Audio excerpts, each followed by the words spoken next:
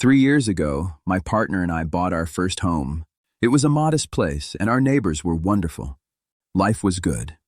So good, in fact, that 18 months later, when those neighbors decided to sell their house, which was larger and had more luxuries like a driveway, a garage, and a bathtub, we jumped at the chance.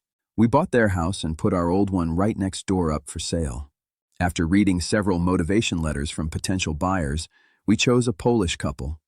They only spoke in English to us and not in Dutch like we did, but everything seemed normal. They asked for some tips about the house, and we had some pleasant, small talk. But looking back, that was the calm before the storm. Even before the big incidents, things felt off. We started experiencing bizarre disturbances at the strangest hours. Sometimes at midnight, we'd hear heavy banging or incredibly loud music blasting through the walls without warning. It wasn't constant, but it was enough to make us feel like we didn't truly know who was living a few feet away. The first red flag appeared when the neighbor came home with severe damage to both sides of his car. It looked like he had scraped against a guardrail at high speed on both sides. When we asked what happened, he gave a clumsy excuse: a concrete pole on one side and a trailer taking a turn too wide on the other. We chose to believe him, even though the math didn't add up. One evening around 6 p.m., the neighbor called us in a total panic. He claimed people were outside his house turning security cameras away. He begged us to check it out and call the police. We looked, and sure enough, 2 men were breaking in. We called the cops immediately. It took the cops 20 minutes to arrive, so the burglars were already gone. The neighbor's wife came racing into the street, parked her car, and frantically ran inside to her sweet little French bulldog and the police, who were at the time already there. When I was walking my dog curiously, I saw the husband park his car 3 streets away and walk to the scene as if he was hiding the vehicle from the police. But that thought didn't occur to me at the moment. Later, when we checked the doorbell footage, we saw the burglar standing there before the break-in, calmly discussing which house to target in Polish. Nothing was stolen. No one was caught. I told the police it felt like a setup, but I never heard back. A week later, I was at a housewarming party when my partner texted me, "The music next door is insanely loud again." A few minutes later, he called me, and his tone changed to pure terror. The neighbor's car had just come tearing through our front garden and slammed into the neighbor's own front door. 2 men were frantically loading the car with high-end electronics like flat-screen TVs, professional speakers, and other expensive gear. They looked like the same men from the week before. This time, the police were a lot quicker. They arrived in exactly 7 minutes. The officers intercepted the men while they were still loading the car. When asked for ID, the men claimed they didn't have any.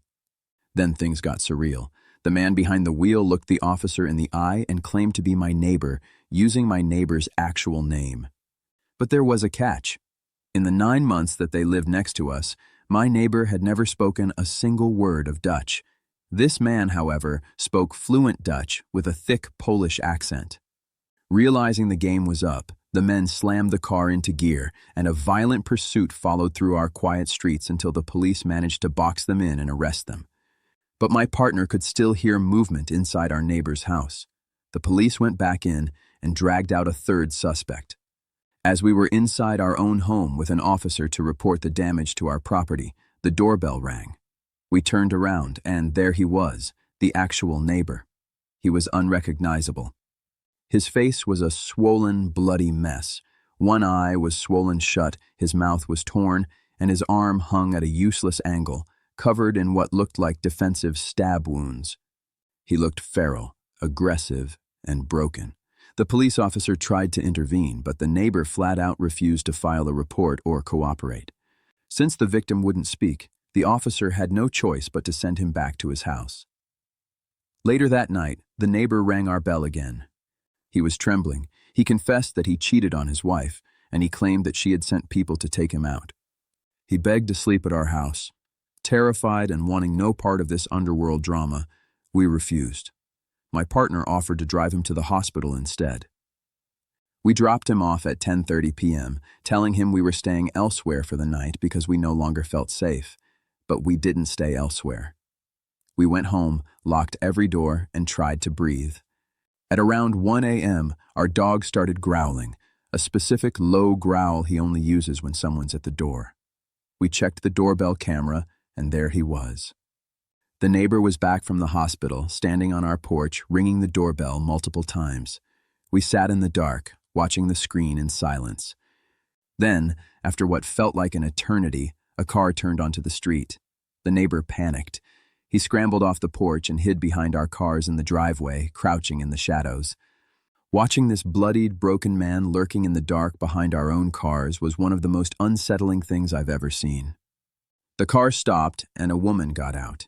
It was his wife. She walked toward her front door, paused, and glanced at our driveway. She saw him. We held our breath, waiting for a confrontation or worse. She walked toward him, and as she stepped into the pale yellow glow of the street lamp, she began to wail, a haunting, guttural crying. He didn't say a word, and she kept asking questions, her sobbing getting louder and louder, echoing through the empty street.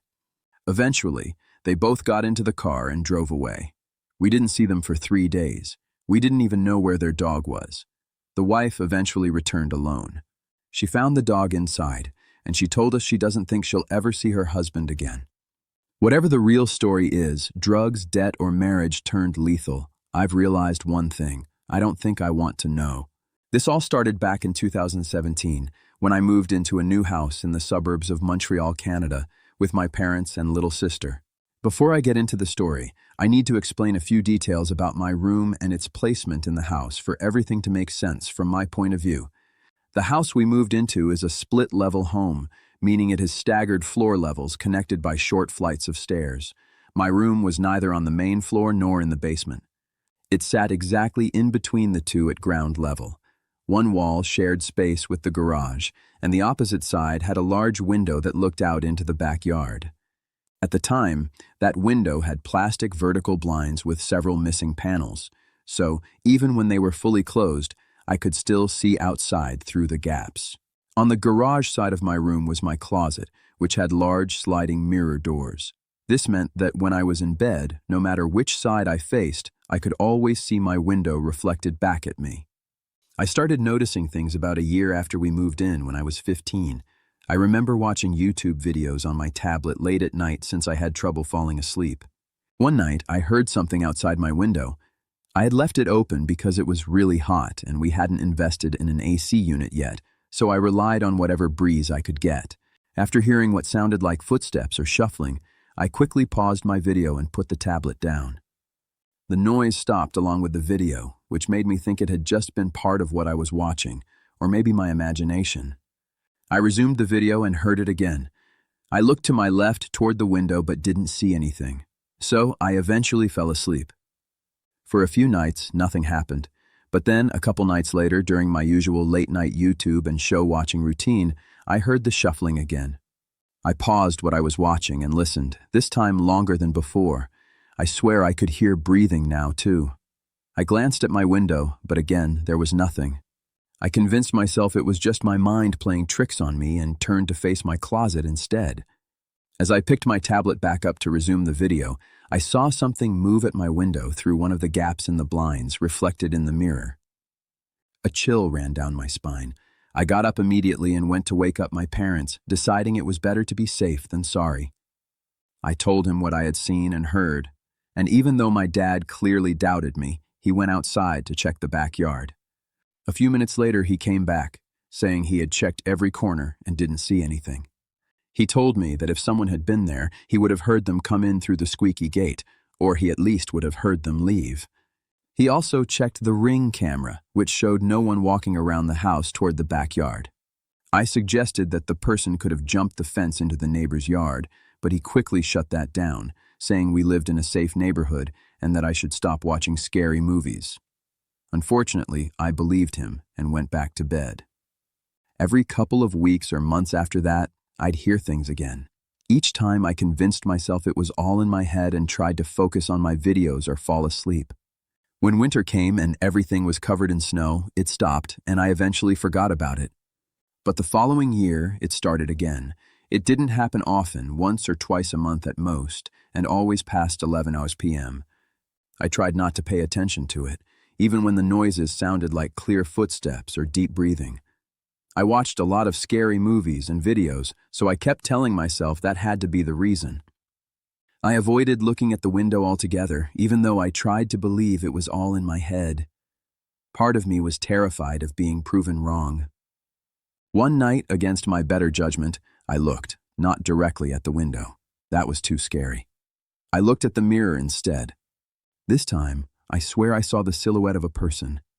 I ran upstairs again, and once again, after checking the entire backyard, my dad told me the same thing he had the year before. And once again, I believed him. This went on for a while. I started going to bed earlier, watching videos louder or with headphones, and completely avoiding my mirror, or worse, looking directly at my window. It always stopped when the weather got colder and started again in mid-spring. One night in early December of 2021, there was a huge windstorm. I was watching a stream with my boyfriend over Discord when I decided to grab a glass of water around 11:30 p.m.